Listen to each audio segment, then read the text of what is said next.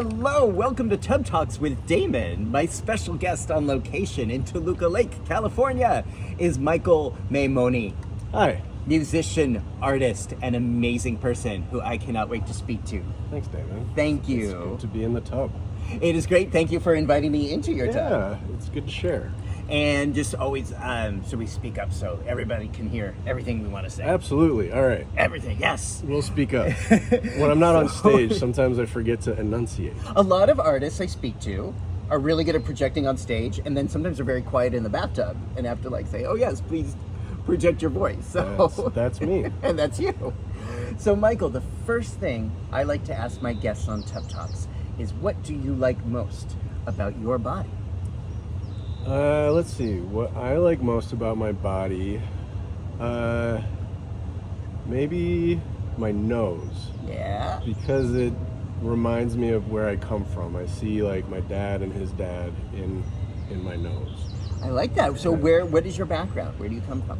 I come from Ashtabula, Ohio, Cleveland area. I'm Italian, German, Hungarian, Polish. I'm a mutt. I call my band Mutts because of that. So yeah, I feel like I have this kind of like Rust Belt upbringing, and I like to see that through my schnoz. It is good. Yes, show the people. It's cool. So you see, and you can see your father, your grandfather in your nose. Yeah, it's interesting when I see pictures of my dad when he was younger. It's like it almost looks like me, and same thing with his dad. So, I think having a strong sense of where you come from is important, and I definitely see it when I look at pictures of my dad and my grandpa. That's great. That's great. It is a good nose. Oh, thank you. So, I'm really touched and appreciative that you're having this conversation with me. And one of the things I want to ask you about is your music. And before we get there, we might lead one to the other. I'm wondering if I may ask you about some of the grief and loss pertaining to your husband. Absolutely. Okay. So recently, you lost your husband, who had been a friend of mine, who had been known in the community, named Howard Bragman. And Howard Bragman contributed so much to our community, many things that people are aware of, and many that people may not be aware of. Yeah. Here in Los Angeles, he was often known as a fixer. He was someone who people could come to if they were in a little problem or got caught in a situation they didn't want to be caught in, or he was he's kind of like an Olivia Pope type character, someone who could really help work the media and help public figures come through potentially a crisis. And that is very much, he was so good at that. He was very clear-minded, especially under times of crisis, and I didn't get to witness too much of that, but from what I did see, it was anybody who had a problem, and when you're in the midst of something, whether it was a celebrity that was being outed in the tabloids back before, we've made a lot of progress, but there was a time not too long ago where that would kill a career, or if it was just like somebody having familial issues or battling an addiction, like when you're in the middle of that, it's hard to think. And Howard could just picture the path forward. He was clear-minded. He could get a vision really fast and act on it, and he had the connections to make things happen for people. So a lot of people looked up to him as a protector, and that's something that I'm only now realizing since he's passed and people are reaching out to me and sharing their stories. So when you were with him, you didn't realize as much of the impact and the gravity of his influence. I just knew Howard. He was my sweetheart. He was my soulmate. And, he would tell some stories. He had such an interesting life, he couldn't not name drop, but it never felt like a name drop. It always felt like we're all telling stories, and then Howard has a story, and it just happens to include a celebrity. It never felt like he was bragging about it, So I didn't have a perspective on the scope of how many people that he had helped over the course of his life until he passed away, and people started sharing and telling me how much he meant to them, and it's been comforting in a way, I mean, obviously I still miss him every day, but just hearing about him makes me so proud that I got to be his husband and that he cared enough for me to marry me. It's beautiful. How did you meet, and when did you meet? We met on Scruff. Yeah. So there is hope for love on Scruff. Yay, for Scruff. everyone who's like scrolling through there and you're like, what am I doing? If you're looking for love, you can find it there. So I, at the time, lived in Nashville. I had just moved right before the pandemic. So I was kind of getting back on my feet in terms of playing shows and songwriting and all this stuff. And he was here in LA, and I don't know how much I can disclose about this, but he was brought on board to help a trans woman who had been fired unjustly. I think I can say that much. Mm-hmm. So he knew that he was going to be in Nashville, and as one does when they're traveling, start looking ahead to see who you can spend time with when you're in that city. Love it. So he found my profile. The first thing he said to me was, I listened to your music. You sound like the love child of Leon Russell and Randy Newman. Leon Russell, Randy Newman. Yeah, okay. two of my favorites, like Wow. my biggest influences. So again, like he was just crystal clear minded and could just cut to the core of a situation and kind of figure out what's going on. So he just got me immediately. And as you know, on apps, most of the time the first thing someone says is not something that personal and that reflective of that the person gets you. Mm-hmm. So I was like, okay, mister, what's your phone number? Like we went straight from the app to talking on the phone, and we would talk on the phone every day until we met in person. Wow. Yeah, we just became best friends like immediately. What was that like for you to have this person reach out to you and learn about you and want to connect with you in this way? What did that feel like? Well, it helped that he's really sexy. Uh-huh. So, but no, I mean... So he was definitely physically your type? Oh, absolutely. Great. Yeah, absolutely. Big guy, hairy chest, handsome. Yeah. You can see pictures of him online. Yeah. He's a good-looking guy. Very good looking. So...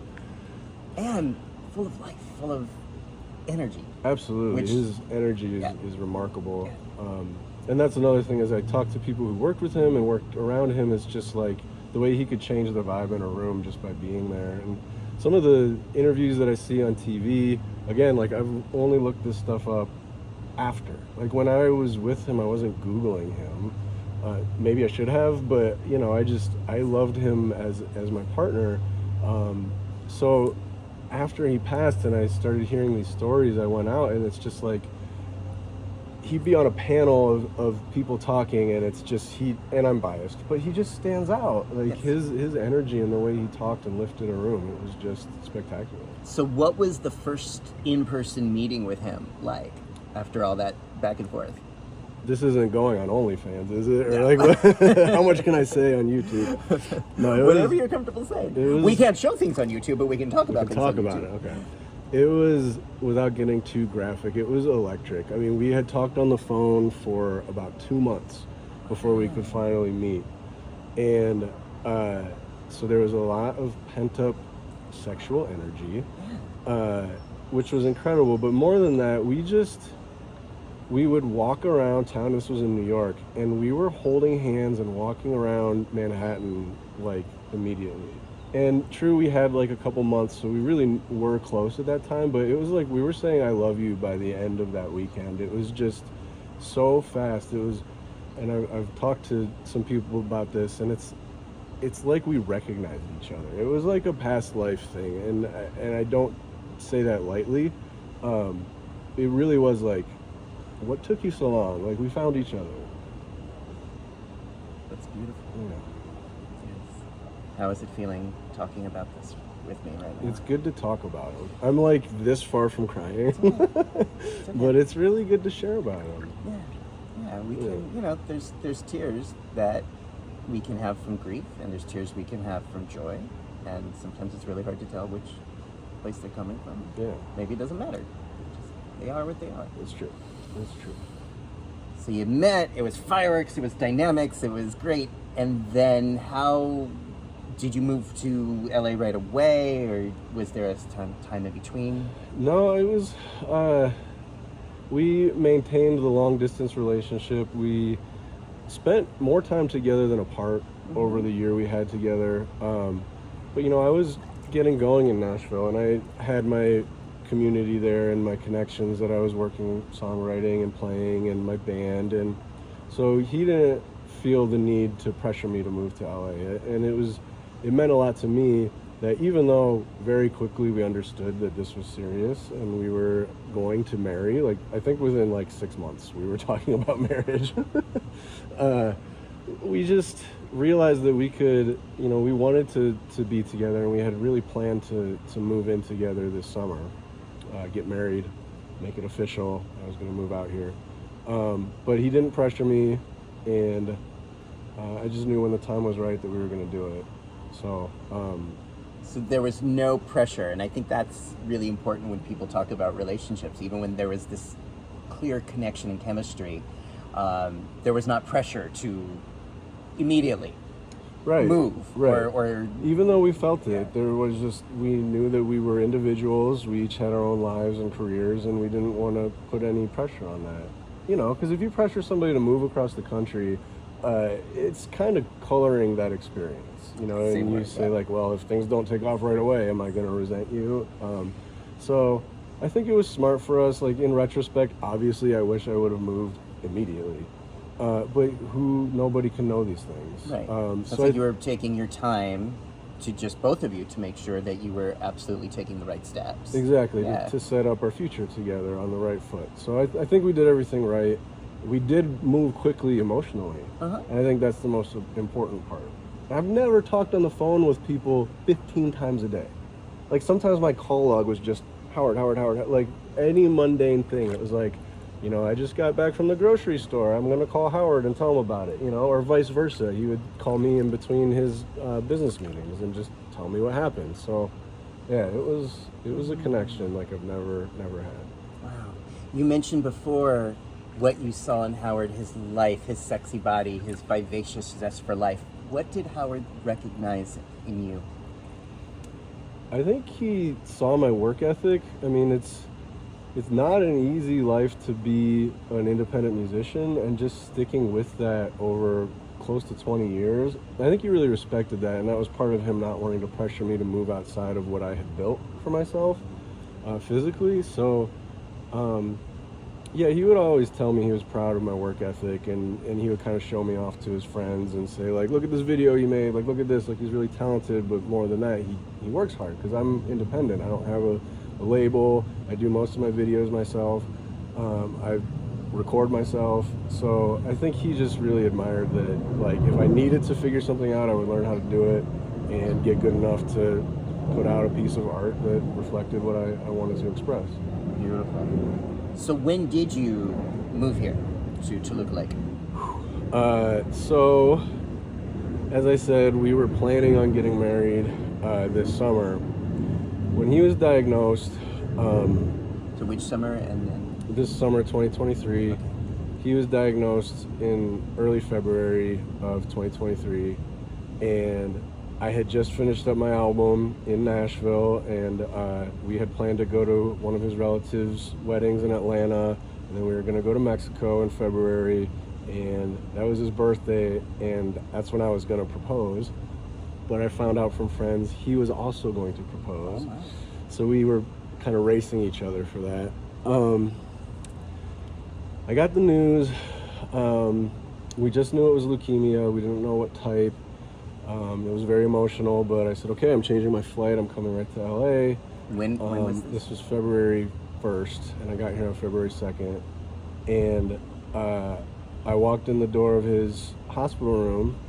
He was very composed. He was already in the hospital for leukemia at this point. Yes. And had he known that he had been ill before that? No. It came out of nowhere.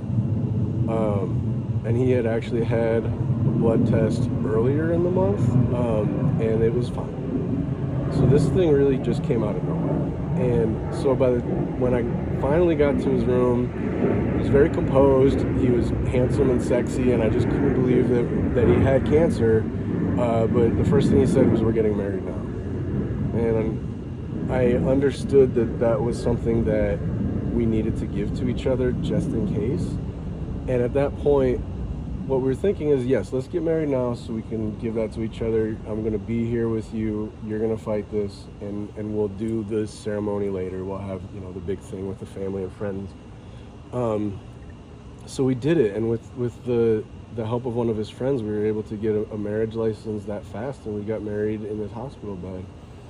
And that was the day before he passed away. So we were married for about 36 hours. And that was something that I really wanted to give to him. And he really wanted to give to me as well, that we would share that in his last moments. And to answer your initial question, that whole week he was just telling me, like, move to LA, whether I make it or not, like, your future is here. So that's what I did. I packed up and I needed a new start, and I headed west. So by the time you moved here, he had already passed? So he passed.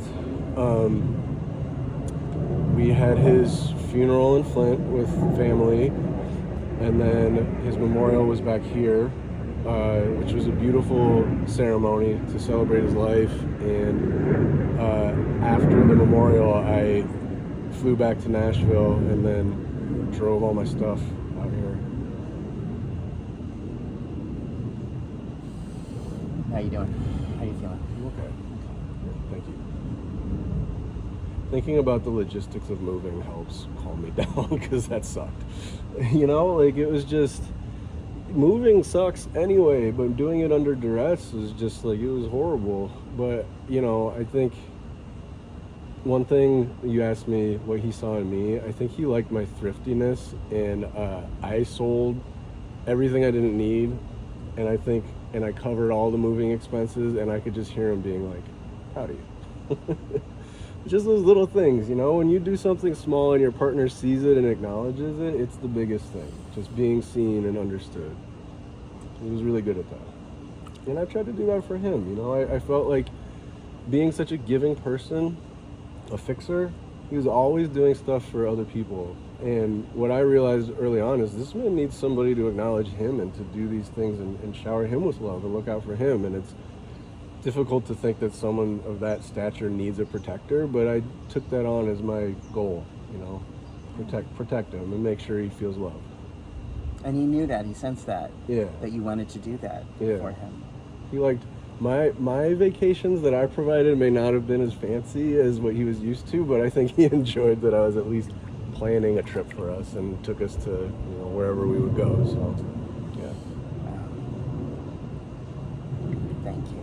Yeah. It's beautiful. So I'm hearing then, within a few days, pretty much everything in your life changed. You came to California, you got the news, you got married, and then he passed. My whole life changed when I met Howard, and then changed again a year later.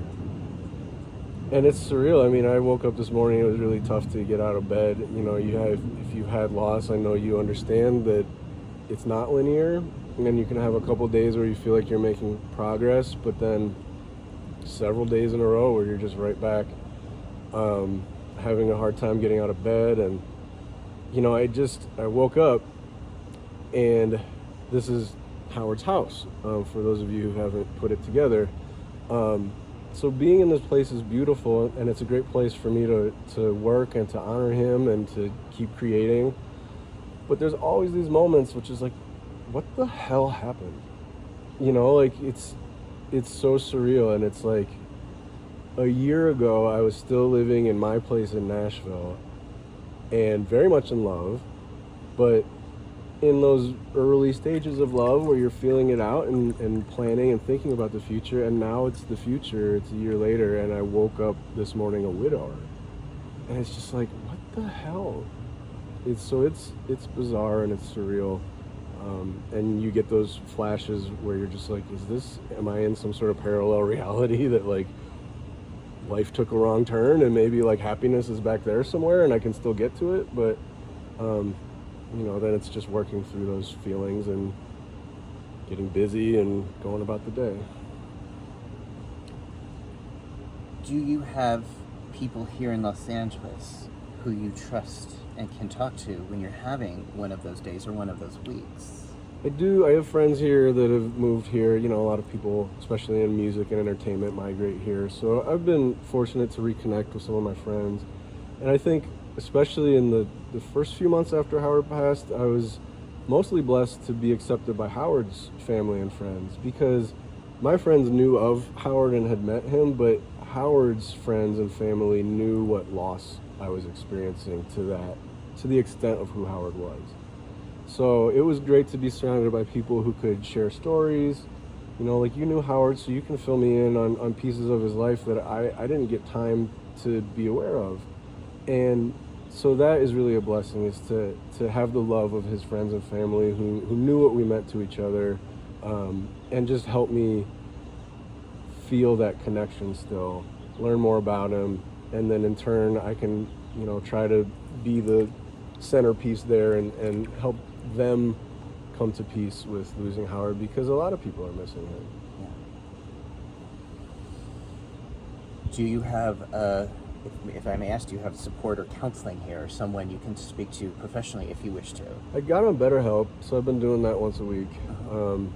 So is that helping, or? It is. It's yeah, I've been in and out of therapy, so I knew it was going to be something I needed. Honestly, for the first couple of months, I wanted to just live in the feelings and follow each feeling as it came. And I've been journaling and writing and kind of channeling that into creative outlets, like writing about Howard, working on a documentary about Howard, working on my own music. Obviously, I don't want to lose myself in all of this, and Howard would hate it if I did. So I didn't seek therapy immediately, because I wanted to just kind of live in the sadness fully. I almost didn't want to talk it out of myself. And then it got to the point where I was having panic attacks and kind of paralyzed by it. And that's when I knew that I needed to talk to somebody, when I just couldn't be functional anymore. And my sister was here staying with me, and she was really great in helping talk me out of these fits and sort of being like, okay, it's time. It's time for you to talk to somebody. And so that's been helpful. Yeah.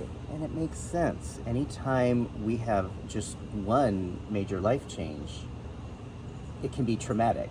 Even if it's welcome and invited, just big major life changes shift our entire equilibrium. Yeah. To have so many come to you that were not in your control, Right. that were painful, it's just a lot for one person to absorb. Absolutely. And I can understand how panic and a lot of different feelings would come through that. Absolutely. Yeah. It also sounds like, I mean, again, you didn't know at the time, but you were offering a container of love and energy for Howard, which I think was rare in his life. And we were friends. We weren't close friends, Mm-hmm. but I knew that strength of having a man's consistent love and support Yeah. was something that eluded him for many times in his life. Thank you for And sharing that. Yeah. I don't know if you have any beliefs about spirit or other worlds, or why us humans go through such painful shit. I don't know. Do you ever have thoughts about that kind of stuff? I guess I haven't. I have said why and then immediately corrected myself, aloud. I talk to him all day in the house, and if he can hear, he's probably shut up. Give me give me some peace and quiet. But yeah, I said why this morning, just aloud. And then I corrected myself, because I don't think it's important to ask why. I think it's just irrelevant. The thing happened, and now what do you do? Asking why is in the past. So I do believe in spirits. I don't think I did before, but so Howard said in the hospital, and he was just himself, right up until the last day. I mean, he was weak and in pain, but even through that, he was just so charming. And we had a moment to ourselves because, you know, in the hospital, there's people in and out all the time, nurses and doctors and things. And I was just holding his hand, and he was kind of dozing in and out. And he woke up, and he just, like, squeezed my hand, and I looked over, and he's like, I'm going to fuck with you. And I don't know if you need to bleep that, but... no, it's YouTube. We can say it. Okay, sweet. So I was just like, what do you mean? Like, Interstellar, you're going to drop a book off a shelf? He's like, you'll see. And he did. He definitely did. How? All right, so it was after the funeral. I'm sitting here playing piano, working on a new song. It's about Howard. And it's probably 2:30 in the morning. And he would hate when I stayed up super late. Like, I don't sleep a lot. And he'd be like, you need to get to bed. And so it's like 2:30. I'm kind of at a pausing point on the song. And I'm like, is this done or not? And I'm downstairs. And I hear a noise. Very loud, sounded metallic or glass or something. It was a very percussive sound. And I froze. I'm like, I'm alone. This is terrifying. And it sounds like it came from upstairs. So like I did the horror movie no, and I went up there and to investigate. And something had fallen in the shower off of the ledge. It was a very specific shower attachment. Gentlemen, you may know what I'm talking about. Made of metal. Yes. And I just said, hi, Howard. Like, thank you. I mean, there's... I hear that. The object he chose to drop off the ledge. Of all things. Signature Howard Bragman, you know, yes. sense of humor. So very much. Beautiful. Yeah, I fully believe that was him. Beautiful. Were you with him when he passed? Yes, holding him. He had some other family members in the room, some friends. So he was surrounded by those that he loved, and I was just holding on to him for dear life, like for my life. I just didn't want to let him go. And yeah, that was... Honestly, I look at it as an honor to be the man that got to be by his side and in that position. And I feel like that was sort of my purpose in life up to that point. And it sounds like a superlative, but it's not in my mind. Like, I really think Howard needed somebody who really loved him unconditionally at that moment. And I just feel like everything that led me up to meeting Howard put me in a spot to be that guy for him. And yeah, it was the most profound honor of my life to just get to hold on to him in that place. Yeah.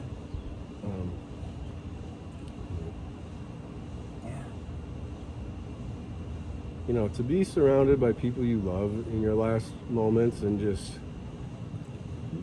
he expressed nothing but gratitude. And the hospice nurse said that she'd never heard anybody that composed and expressed gratitude at that point. And he just recognized his beautiful life and all the contributions he'd made, and loving and being loved. And he was just totally at peace and funny right up until the end. Thank you. I think pain is bearable when we can find meaning and purpose in it. I'm speaking for myself as well, having been there, more pertaining to people I lost to age and HIV. Yeah. Sometimes thinking, why me? And then, you know, like you said, like, why not me? I can be here because I can hold this space, because it is, I think, one of the most profound gifts that we can give to another person is to be there with them during that moment, during those moments. And not everybody can do it, and I know how much that takes out of you. Oh God. Really takes out of you. Yeah. To be there. It is like a full body exhaustion that I didn't know was possible. Right. You know. Right. It is I a could drain. I could run like 3 marathons and it would just be a totally different thing. You know, Yes. it's an internal exhaustion. Yes. And you gave, I think, the most meaningful gift a person can give another person is to help them feel safe and loved during those moments. Yeah. I'm really grateful to you that Howard was able to experience that with you and have those moments be loved and peaceful. Thank you. Yeah. In retrospect, I'm like, he probably would have told me to just shh, because I was like singing into his ear really quietly and just talking to him. You know, I was reading about hospice care, and they're saying that that your sense of hearing is the last one to go, and they're like, just keep talking to him. And I probably took it to an extreme and just didn't stop. But I just wanted him to know, that he was not alone.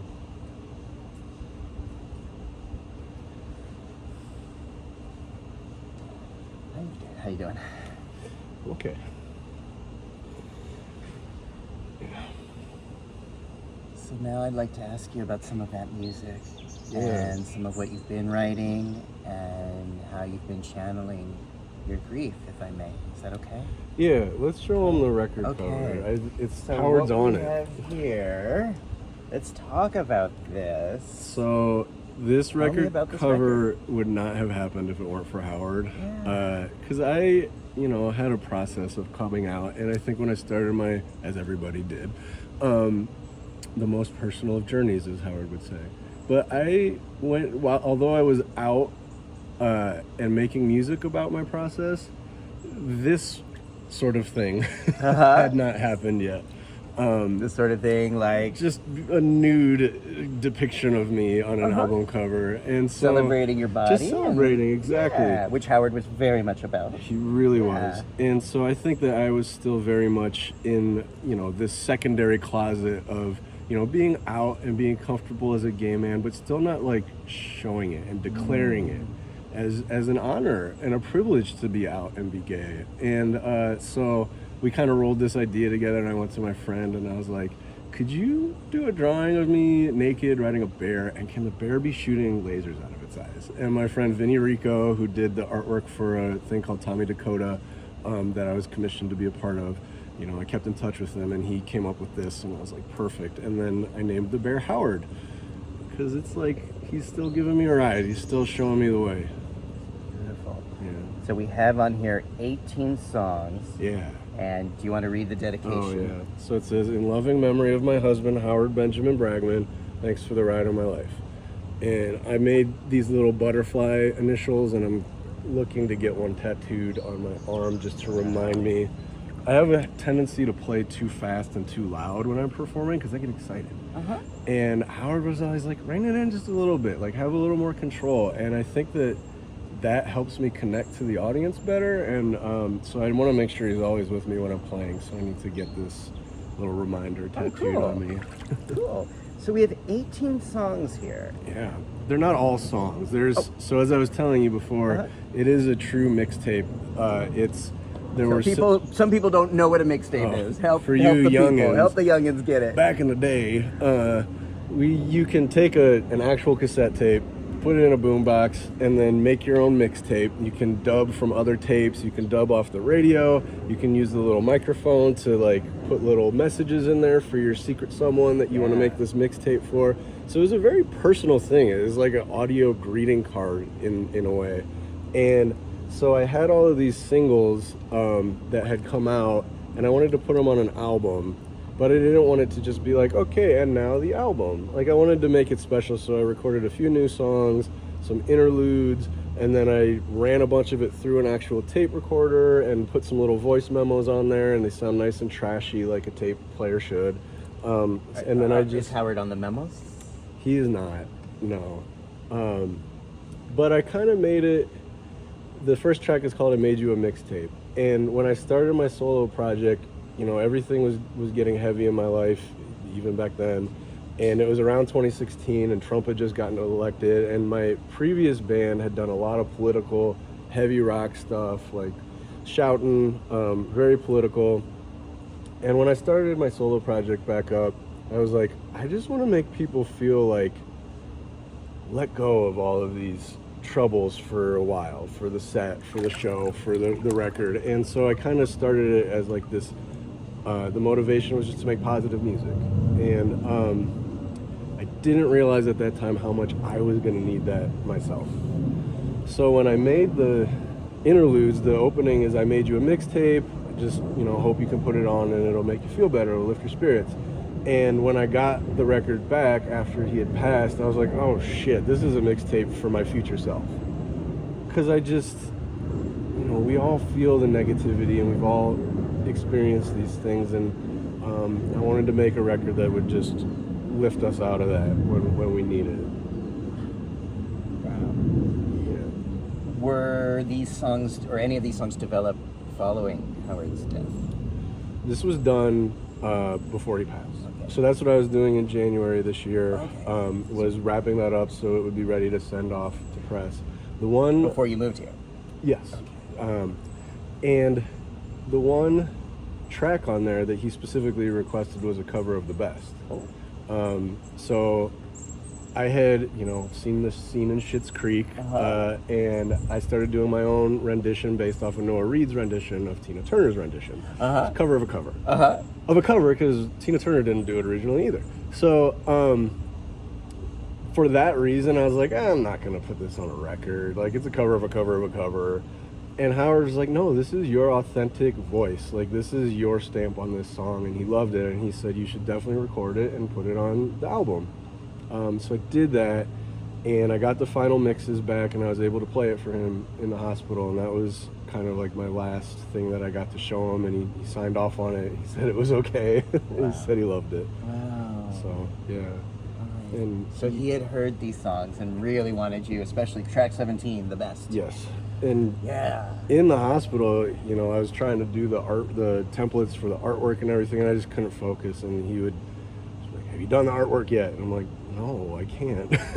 Just do it. He was encouraging me to just keep moving forward. And, we pushed the release back, of course, but that's been the thing that's helped me, is knowing that he was so supportive and wanted me to keep making art, to keep going. So. Yeah.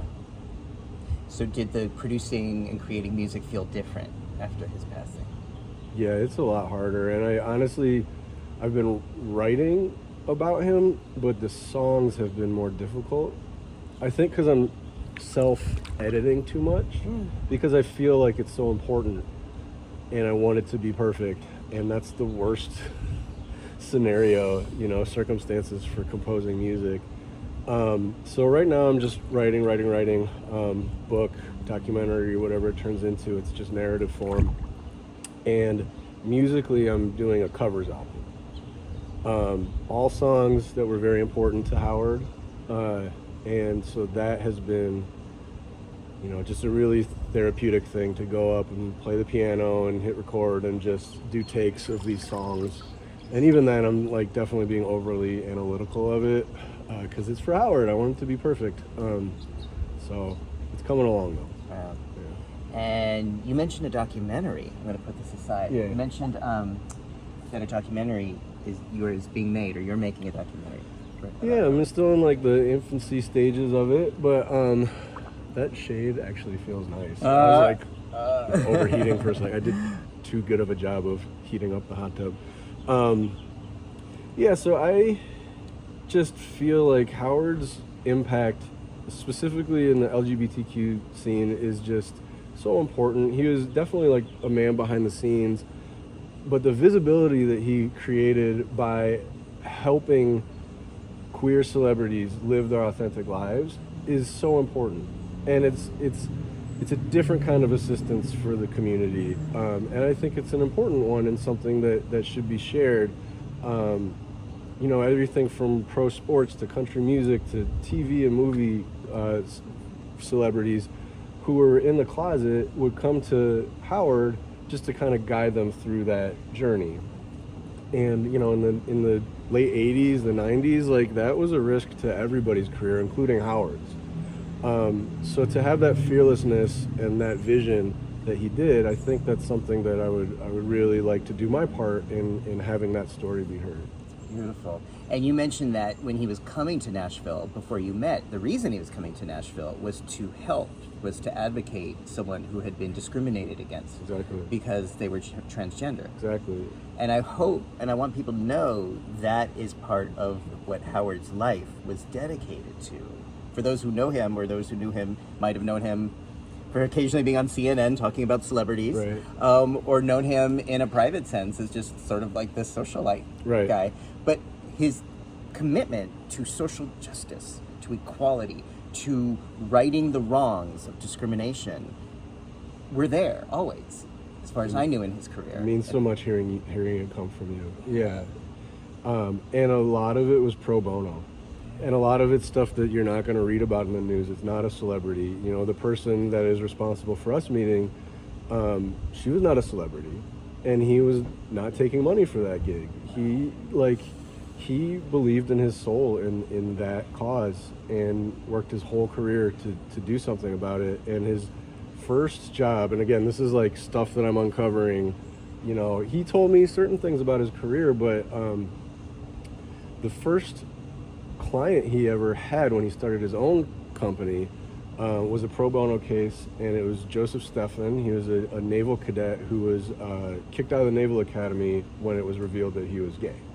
And this was 1989, and Howard had told his, you know, previous mentors at his old business, you know, my vision is to do stuff for the gay community, but, you know, obviously I need the mainstream clients to kind of keep the bills paid so I can do that stuff. And he was told, like, that'll never happen. Because at the time, mainstream companies weren't promoting to the gay community. It wasn't like at WeHo Pride when there's like a big Miller Lite thing and it's all rainbows. It's like, no, that stuff wasn't happening. And it could have very much worked the other way. He could have not had a career, but he did it. He took on a pro bono case and then another one, and then he started getting the mainstream clients, and he built this big company. So I think that the lesson is like, stick to your guns. Like, you know, be fearless and work hard, and you can do something for a cause that you care about. Beautiful. Is there anything else you want people to understand or to make sure they know about Howard and his integrity and his commitment? Yeah, integrity and commitment absolutely are two good words. I think when you were talking about CNN, it reminded me of a good story. So early on when we were dating, I told my parents I'm seeing this guy, and he's incredible, just a spectacular human, and, you know, I can't wait for you guys to meet him. And we keep going through the conversation, and we turn to this thing that had happened at that time. It was the Sesame Street theme park. Do you remember this? They were accused of racism because one of the figures wasn't slapping the hand. Exactly. Yeah. So we started talking about that, and my dad goes, "Oh, I saw this really great interview on CNN this morning on Smear Kanish. This guy was like talking about that, and he had some really good points." I was like, "That's Howard. That's the guy I'm talking about." And my dad's like, "What?" And he didn't like put it together, and then he had to do his process. He was an accountant, so he went and found the data, and he Googled him, and he was just like, "Wow." And he's like, "What an accomplished person, and he picked you?" Did he sound surprised? I'm like, "Dad," and I've told him that, and he has a different view. He's like, "No, what I was saying is like that says it's a testament to what you've done in your own life and career, that someone who's this accomplished and has decided to live his life with you." And I was like, "That's not the way I heard it, Dad." I think you were taking Howard's side from minute one. Oh, beautiful. So when people are ready, they can buy this album where? Everywhere. You can get it on iTunes, Spotify, all of those things. And then also, if you go to my website or my social media, which is all Mike Maimone Music. And the links will be right below this interview on YouTube. You're watching this, just go to the links right below this in the text. Yeah, thank you. So Mike, sure. Is it going to be on CD? I'm such an old man. Is it going to be on CD? I have CDs and cassettes upstairs. I'll send you home. Oh, with cool. a CD. Great. Yeah. Great. Yeah, Good. absolutely. Good. Oh, Michael, I really want to thank you. I know this isn't easy, and we just met and got in a hot tub, so that's not always, you know, for a lot of guests, it's just sort of, okay, I'm just going to sit down with a naked person and answer personal questions. Yeah. But I appreciate you so much for what you've shared, and that there's not even words when you've been through a loss like this. I get that. Yeah. Thank you for having me and just giving me a place to talk about Howard. It's really all I want to do at this point is just talk about my husband. Yeah. You know, when I've lost people close in the room, in retrospect, I can say I felt for a while like part of me died with them. Yeah. But what I also found in retrospect was that part of them also continued to live in me. That's beautiful. And I carry the spirits of people I've lost, people I've loved, people whose hands I've held. They're part of who I am today. They're part of my ability to do a silly bathtub show. Is drawing upon the strength of people who are not here physically anymore. And I hope that makes sense to you. It does. That it carries you through perhaps some difficult times. But I think Howard's spirit and warmth lives in you. Yeah. And I also know that might take a while to fully have that. Right. I do feel like he's with me. I carry a picture of him wherever I go. And yeah, thank you for that. I think that's a really wonderful perspective. Yeah, thank you.